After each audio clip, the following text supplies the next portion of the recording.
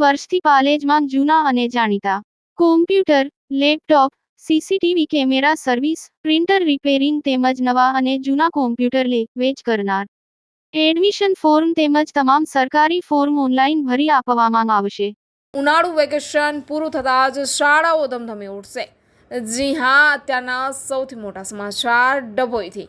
ઉનાળુ વેકેશન પૂરું થતાં જ શાળાઓ ધમધમી ઉઠશે. નોણસાર મુખ્ય બજારોની ચહલ પહલમાં જોવા મળી રહ્યું છે.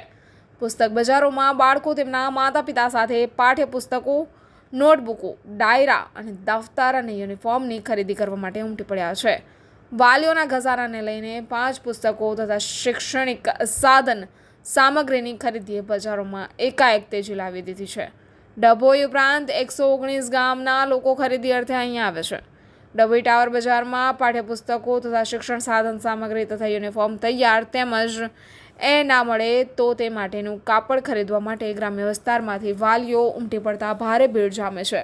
ઉપલા ધોરણમાં ગયેલા વિદ્યાર્થીઓ નવા વર્ગમાં જવાનો ઉત્સાહ અને નવા પાઠ્યપુસ્તકો ખરીદવાનો ઉત્સાહ બજારોમાં જામેલી ભીડમાં જોવા મળી રહ્યો છે.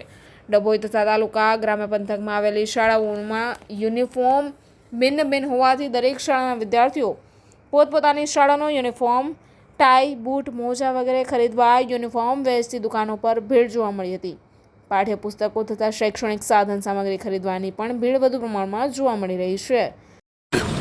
ગયા વર્ષ કરતાં આજી વખતે નોટબુકો, ડાયરામાં ભાવનો બેહદ ઘટાડો છે, એટલે વાલીઓને ખૂબ સારી એવી રાહત મળશે. બીજું કે જે ગઈ સાલ જે ભાવ વધારો હતો એના કરતાં અત્યારે ભાવ ઘટાડો બહુ નીચો છે. નવનીતના ડાયરામાં બી તમારે ગઈ સાલના કરતાં 10-15 રૂપિયાનો ઘટાડો જોવા મળે છે. બીજું વાલીને તકલીફ કઈ પડે છે કે અત્યારે પુસ્તકો પૂરા પ્રમાણમાં આવતા નથી. આવે છે 2-3 વિષય, 4 વિષય આવે છે એટલે વાલીઓને બિચારાને ધક્કા ખાવા પડે છે.